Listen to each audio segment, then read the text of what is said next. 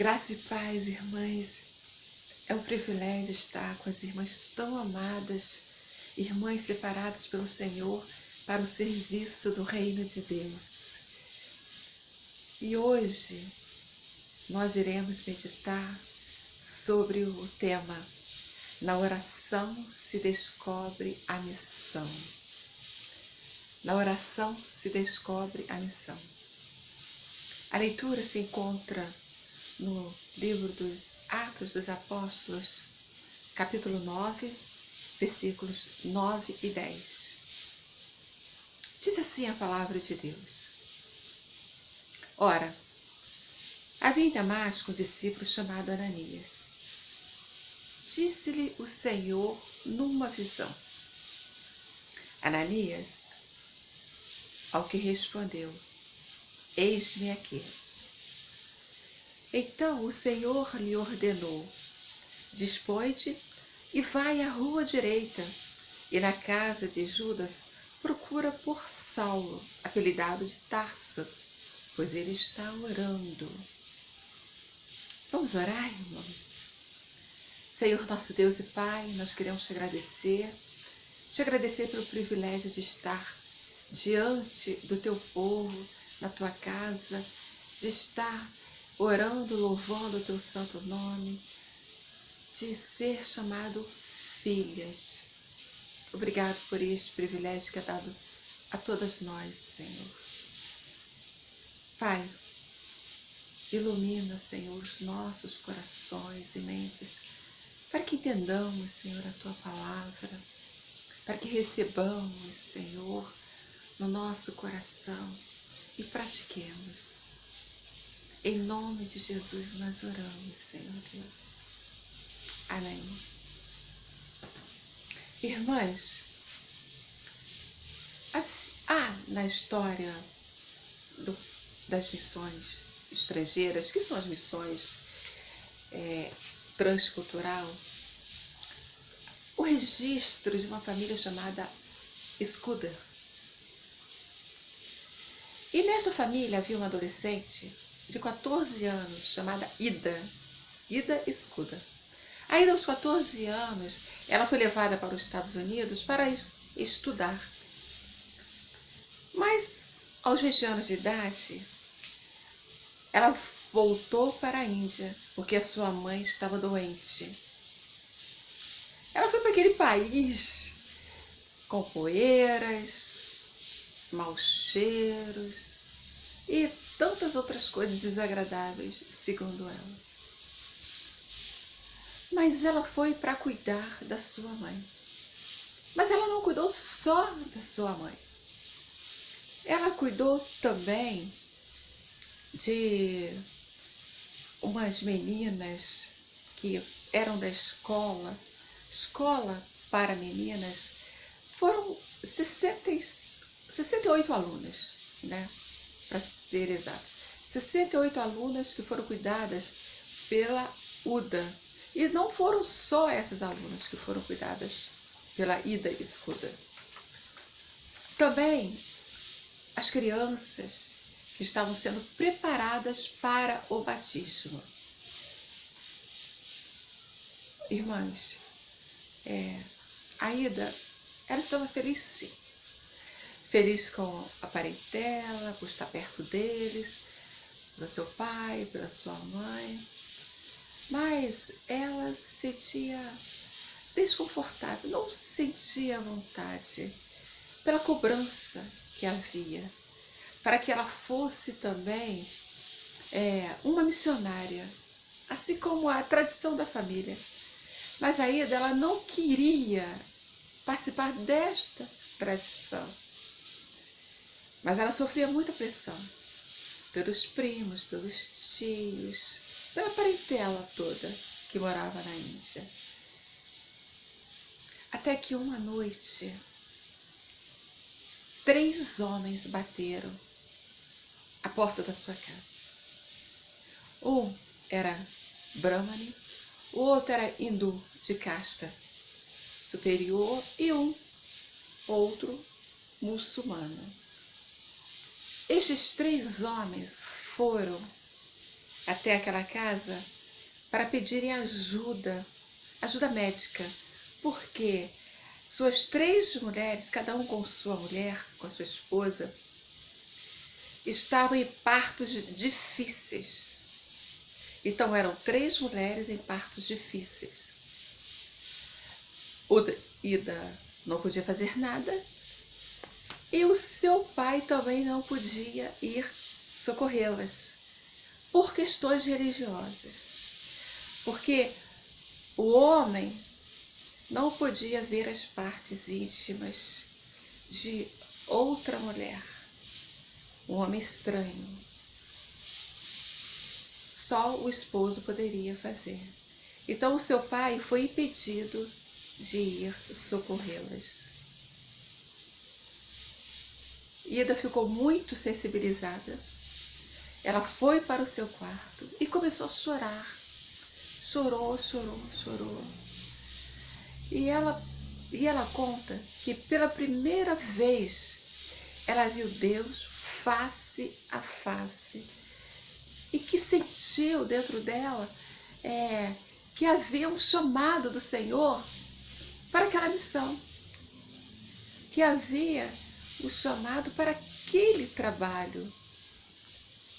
E foi uma noite difícil para ela. E no dia seguinte chegou a notícia de que as 3 mulheres haviam morrido.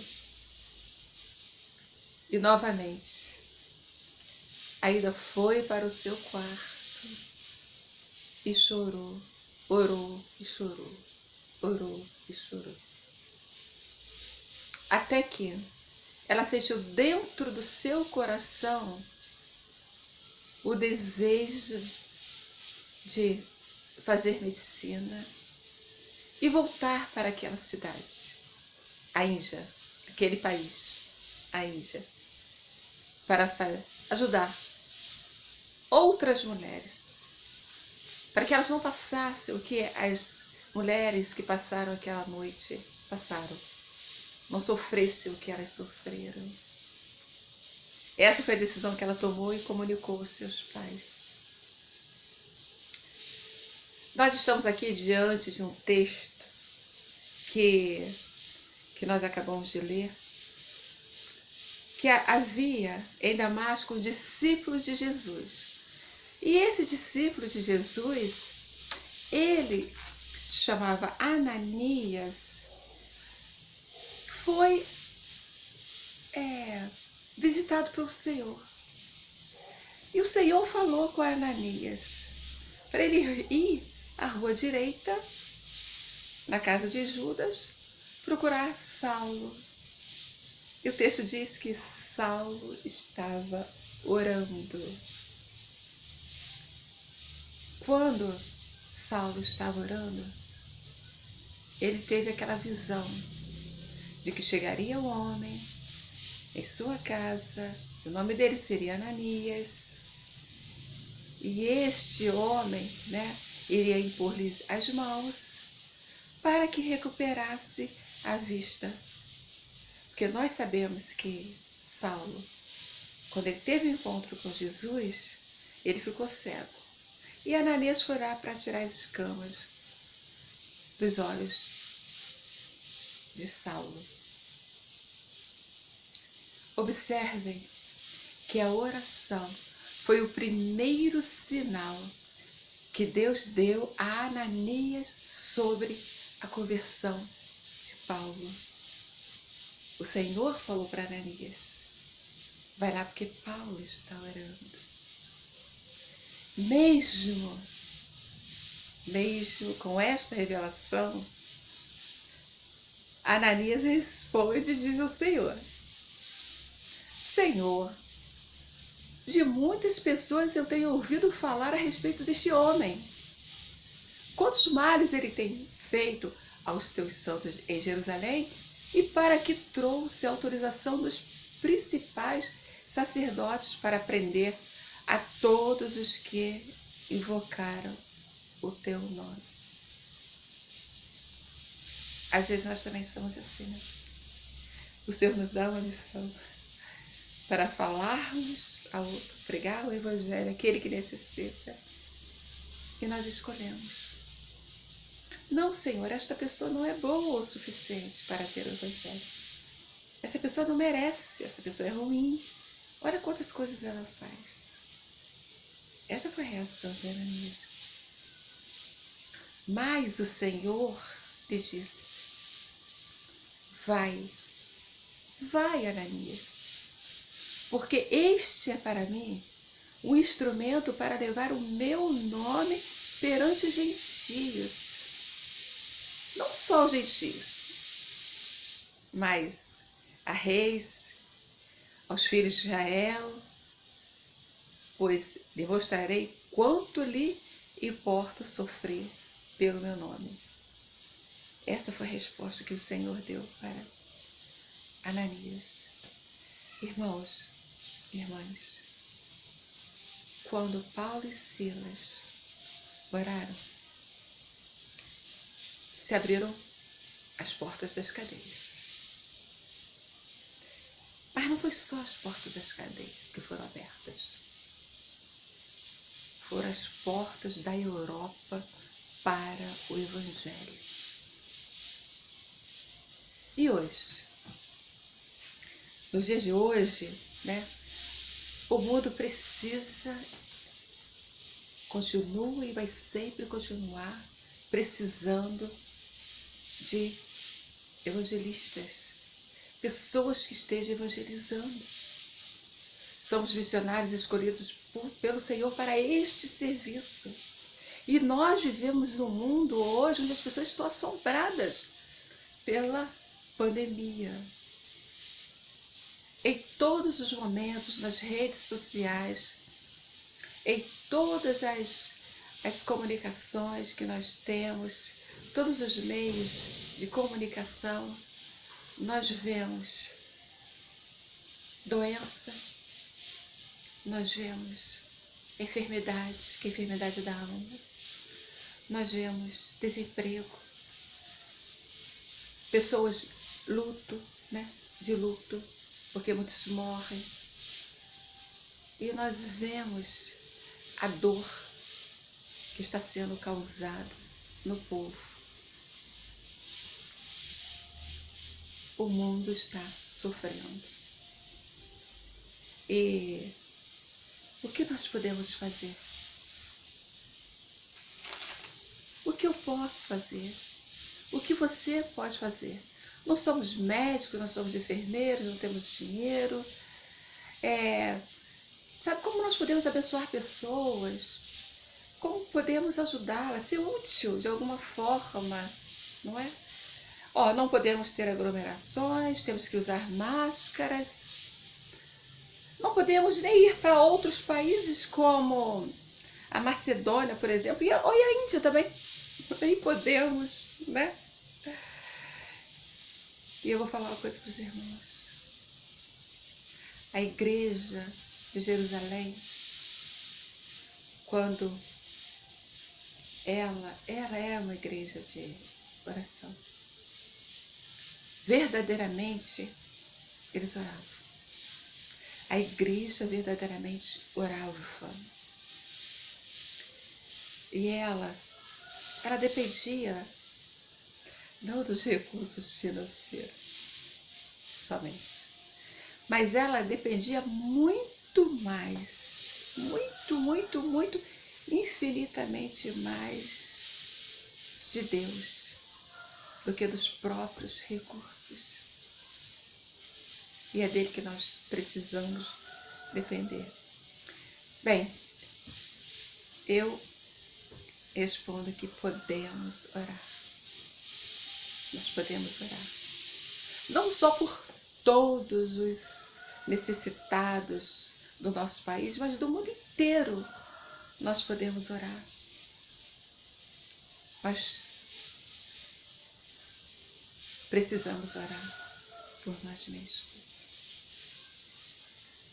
Para que o Senhor mostre onde, como e quando podemos abençoar vidas neste tempo chamado agora. Ananias, quando ele foi encontrar Saulo, né? Saulo estava orando. O Saulo que se tornou Paulo de Tarso. Ele foi o maior missionário de todos os tempos, porque um dia ele orou. Seu ministério concentrou-se em todos os que eram judeus, não só em todos os que eram, não só nos judeus, mas se concentrou nos gentios, mais nos gentios. Ali foi a concentração de Paulo. Pregar o evangelho para os gentios. Autor de 13 cartas do Novo Testamento. Ele também fundou várias igrejas no início do cristianismo. Quando a igreja de Antioquia orou, né, Deus ele abriu as portas das missões mundiais. Foi a primeira viagem missionária de Paulo. E da escuda começou com o consultório. Ela não queria alguma tradição da família. Ela não queria. Ela relutou. Mas o sucesso excedeu o de qualquer outro membro da família. Ela fundou um moderno complexo médico com cerca de 100 médicos. Um hospital geral com 484 leitos. Um hospital oftalmológico com 60 leitos. Inúmeras clínicas médicas. Todos esses lugares, servindo a cerca de 200.000 pessoas. 200.000 pacientes foram cuidados. Porque aquela jovem em oração, aos 20 anos de idade, recebeu sua missão. Hoje nós temos o celular, temos outras ferramentas, podemos participar de reuniões de oração, de várias programações. O Senhor tem abençoado, né? O Senhor tem inspirado servos e servas dele para realizar essas programações, esses feitos. Irmãs, somos missionários do Senhor. E encontraremos respostas falando com Deus, mas falando em oração. Coração contrito. E certamente seremos pessoas abençoadoras para este tempo. E eu creio que nós fomos escolhidas, chamadas pelo Senhor, para fazer parte deste momento que estamos passando. O Senhor está usando as nossas vidas. Ele quer continuar usando as nossas vidas para o seu trabalho. Tudo para glória do seu nome. Em nome de Jesus Cristo, aquele que vive e reina para todo sempre, aquele que morreu na cruz do Calvário para nos salvar. Esta é a mensagem que temos que levar, que o Senhor está chamando e continuará chamando a cada uma de nós para fazer isto em nome dele. Que o Senhor continue abençoando vocês e agradecendo ao Senhor todos os dias pelo privilégio de fazer parte desta grande família chamada Família de Deus.